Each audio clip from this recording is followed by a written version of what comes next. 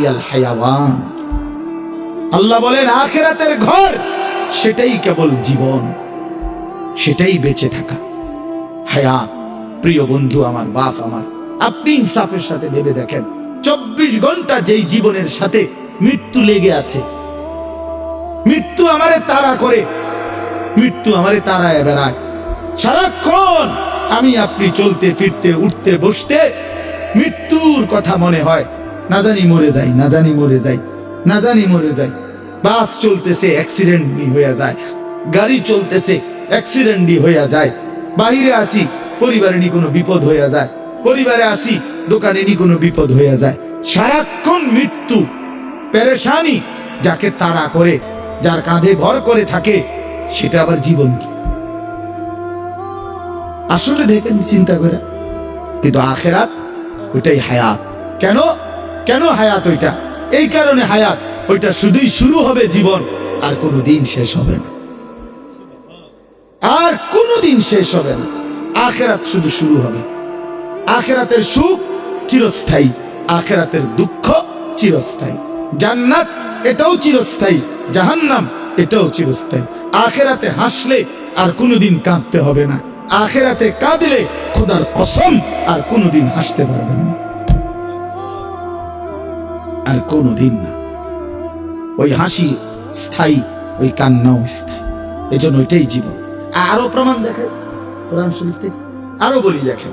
আল্লাহ তাআলা বলছেন হাসরের ময়দানে, আমার শায়েখ থেকে আমি শুনছি এটা, আমার শায়েখ আরিফ বিল্লাহ আল্লামা মুফতি মুশতাকুন নবী কাসিম, তো হুজুরের থেকে এটা আমি নিজে হুজুর কোরআন শরীফ থেকে বুঝাই দিছে যে দেখেন হাসরের ময়দানে জাহান্নামী যখন পাপী ব্যক্তি জাহান্নামকে দেখবে, সবাই দেখবে, তো পাপী ব্যক্তি জাহান্নামকে দেখে একটা আফসোস করবে আর বলবে ইয়াকুলু ইয়া লাইতানি কদ্দামতু লিহায়াতি।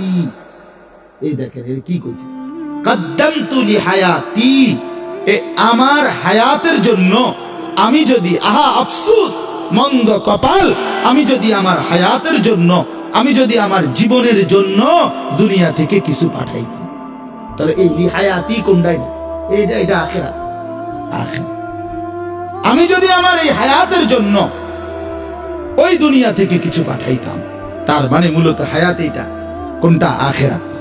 হায়াত কোনটা বলেন না বাপ, কোনটা? আখিরাত। আজ না নিজে বুঝলেন, না ছেলেরে বুঝাইলেন, না নিজে বুঝলেন, না ছেলেরে বুঝাইলেন। কেমনে বঞ্চিত করলেন? মাও বেপর্দা, মেয়েও বেপর্দা, বাবাও বিড়ি সিগারেট খান, ছেলেও মদ জুয়ায় আসক্ত, তো না নিজে ফিরলেন, না সন্তানকে ফিরাইলেন। নিজেও 5 ওয়াক্ত নামাজ পড়েন না, সন্তানকেও 5 ওয়াক্ত নামাজ পড়েন না। হায় মুসলমান, এরম বেকুব কেমনে হইলেন? এত আহম্মক কেমনে হইলেন? মুসলমান এত গাফেল কিভাবে হইলেন? আপনিও মিথ্যা বলেন, সন্তানরও মিথ্যা শিখাইলেন।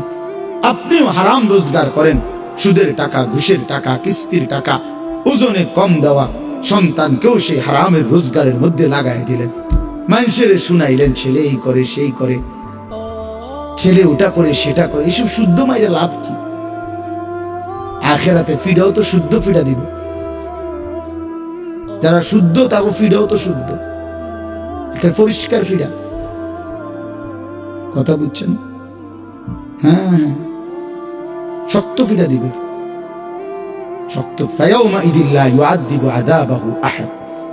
আল্লাহ বলছে নাফরমান, মনে রাখিস আমি আল্লাহ হাসরের ময়দানে যে আযাব দেব, এই নাফরমান, এমন আযাব তোকে কোনো দিন কেউ দিবে না।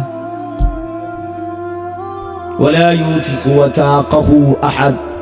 আল্লাহ বলে নাফরমান বান্দা, হাসরের ময়দানে আমার মতো আমার ফেরেশতারা তোমাকে যেভাবে বাঁধবে, এমন বাঁধা তোমাকে আর কেউ বাঁধবে না। এই জন্য বাপ চলেন, জিন্দেগির মূল ফিকির আখিরাত।